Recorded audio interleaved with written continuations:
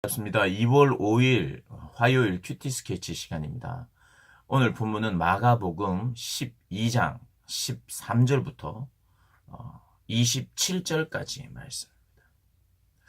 이 오늘 본문은 유대 지도자들 중에 대표적인 지도자들의 그룹들이 총 출동을 하는 내용입니다. 왜요? 예수님과 변론하고 예수님을 책잡고 예수님께 곤란한 질문을 해서 예수님을 넘어뜨리고자 하는 의도로 그렇게 이제 이 사람들이 출동을 해서 예수님과 이야기합니다.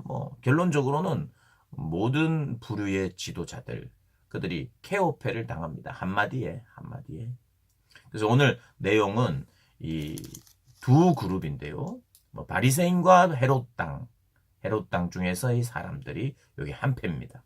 이 사람들이 예수님께 와서 질문을 먼저 합니다. 뭐냐면 당신은 참되고 아무도 꺼리는 일이 없으시니 이는 사람을 외모로 보지 않고 오직 진리로서 하나님의 도를 가르치십니다. 이렇게 이야기합니다. 칭찬 같은데 아주 교묘한, 그리고 인정하지만 당신이 이런 사람이니까 당신은 이런 결정을 해야 되지 않느냐, 이런 식으로 밑밥을 까는 겁니다. 가이사에게 세금을 바치는 것이 옳으니까 옳지 않. 그때 이제 로마의 통치 아래에 있는 식민지로 유대인들이 살고 있었기 때문에 많은 사람들이 그 세금을 바쳤어요. 가이사에게, 황제에게, 로마 황제에게. 그런데 하나님의 도를 전하는 당신, 하나님이 주인이라고 말하는 당신도 그러면은 이 로마 통치자인 황제에게 세금을 안 바치고 살 수 있느냐? 당신도 바쳐야 되지 않겠느냐? 살기 위해서는 말은 뻔질이렇게 하는데 이 구조 아래서 하나님의 통치를 받는다고 하는 당신은 그럼 안 내고 살 수 있느냐는 식으로, 또 내도 문제가 되고 안 내도, 세금을 안 내도 문제가 되는 이런 어떤 답변을 하든지 곤란하게 만든 이런 질문을 가지고 왔는 거예요. 그래서 예수님께서 데나리온 하나를 가져다가 내게 보이라 하면서 데나리온을 가져왔는데, 그 데나리온에는, 그 동전이죠, 이런 형상과 이 글이, 이 형상과 이 데나리온, 이 동전에 있는 형상과 글이 뭐냐, 누구의 것이냐 이렇게 물으니까 사람들이 가이사의 것입니다 이렇게 이야기해요. 그들의 고백에는 가이사의 것입니다예요. 원래는 누구 겁니까? 이 돈이든 무슨 재물이든 모든 사람들이 누리고 있는 모든 것이 하나님의 것이죠. 그러니까 둘 중에 하나를 대답할 수 있는 거예요. 사람의 것입니다 라고 고백하는 사람은 또 있고, 나는 하나님의 것입니다 라고 고백하는 사람들이 있겠죠. 그래서 예수님은 네가 믿는 대로 해라. 이것이 가이사의 것이면, 로마의 황제의 것이면 황제에게 드리고, 이게 하나님의 것이면 하나님께 드려라. 이 말은 그렇게 고백하는 사람들에 맞는 그런 고백을 해라. 고백대로 해라. 그런데 실상은 이 내용 속에는 사람의 것입니다 라고 말하는 건 부끄러운 고백이고, 그 부끄러운 고백을 하는 사람은 그렇게 해라 할 때 일종의 부끄러움을 가지고 있어요. 그럼 하나님의 것이라고 말하는 사람은 사실은 맞죠. 그럼 하나님의 것이라면 하나님께 드려라. 그 예수님은 이 곤란한 질문 앞에서 지혜롭게 그리고 진리를 이야기함으로 사람들이 매우 놀라게 되었어요. 그들은 부끄러워하게 되었고요. 그래서 예수님은 오히려 질문하는 그들에게 반문하시면서 이게 누구 것이지? 이 모든 것이 누구 것이지? 혹시 가이사의 것이라고 생각한다면 가이사에게 드려라. 하나님의 것이라면 하나님께 드리고 너의 믿음과 신앙의 고백에 따라 해라. 이렇게 말씀을 하셨어요. 그리고 나서 이제 사두개인들이 또 등장을 합니다. 사두개인. 이들은 부활이 없다고 믿는 사람들이었어요. 이들은 상류층이고요. 오늘로 말하면 상류층인데 굉장히 세속적인 신앙인이에요. 세속적인. 부자들이 많았습니다. 원래는 이 제사장 계열의 그런 사람들이기도 한데 굉장히 세속주의로 빠져서 살았던 지도자들 중에 한 부류입니다. 그들이 부활이 없기 때문에, 없다고 믿기 때문에 이 현생으로 삶이 끝난다고 믿었기 때문에 이 사람들은 부활이 있다고 말하는 사람들을 조롱합니다. 그래서 아니 부활이 있다면 나중에 부활해서 어떤 일이 벌어질까요? 하면서 질문을 하는데 가정을 둡니다. 한 여자에게 어, 그러니까 형이 자식이 없어서 아내를 두고 죽으면 그 동생이 그 아내를 취해야 돼. 형사 취수죠. 그러니까 자기의 형수가 어, 형의 죽음 때문에 이제 과부가 됩니다. 그럼 누가 그 여인을 책임져야 되느냐? 가족이 책임져 줘야 되는 거예요.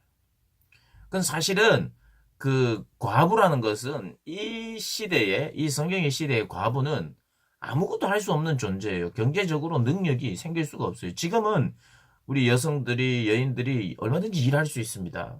더 유능하게 할 수 있죠. 그러나 이 시대에는 일할 수 있고 생계를 보장받을 수 있는 방법이 전혀 없었어요. 오직 남자들에 의해서만 가능했어요. 그러니까 과부가 되면 누군가 책임지지 않으면 먹고 살 수가 없습니다.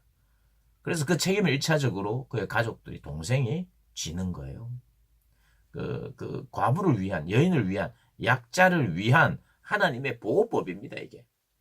그래서 동생이 취했는데 그 동생마저 죽고 나면 그 동생이 밑에 동생이 또 그 여인을 또 아내로 맞이해야 되고 또 그 동생이 죽으면 그 다음 동생이 그렇게 해서 7명이나 만약에 그렇게 되었다면 다시 살아날 때 부활의 때에 누구의 누구의 아내가 됩니까? 남자가 7명 거친 거죠. 누구의 아내가 됩니까? 라고 물으면서 예수님을 이 자체가 벌써 모순 아니냐 이렇게 예수님께 약간 조롱투의 질문을 합니다. 그래서 예수님이 이렇게 이야기합니다. 이 무식한 놈, 이렇게 성경도 모르고 하나님의 능력도 모르는 너희들 토라를 믿는, 즉 모세 오경을 천적으로 믿는, 다른 건 이제 좀 믿지 않고 오히려 모세 오경, 장세기, 출애굽기, 레위기, 민수기, 신명기 이것은 철저히 믿는 너희들, 이들이 사두개파가 그래요. 모세 오경을 철저히 믿는 너희는 성경도 모른다. 하나님의 능력도 모른다. 너희들이 믿고 보고 있는 모세 오경에 모세가 떨기나무에서 이게 하나님과의 만남 속에 있을 때 하나님께서 이렇게 말하지 않았느냐. 나는 아브라함의 하나님이요 이삭의 하나님이요 야곱의 하나님이로다.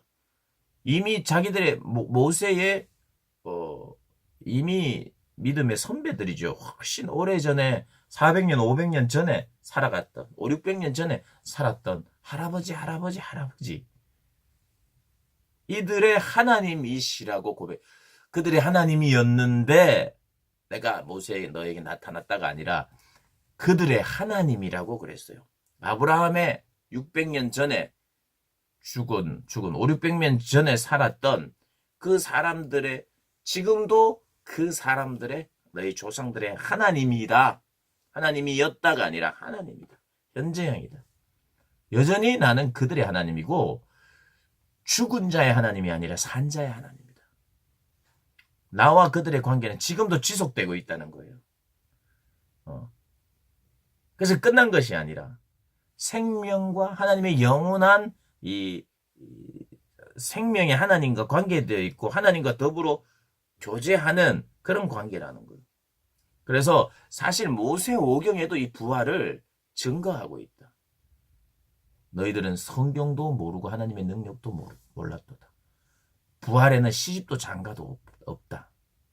그렇게 이야기하면서 너희가 오해하였도다라고 말하고 있습니다. 그러니까 예수님은 오히려 너희가 믿고 있는 모세오경에도 부활에 대한 긍정적인 그리고 여전히 죽은 자의 하나님이 아니라 여전히 살아있는 그들의 여전히 하나님 죽었으나 하나님과 관계하고 있는 곧 부활을 기다리고 있는 그들의 하나님이라는 거예요.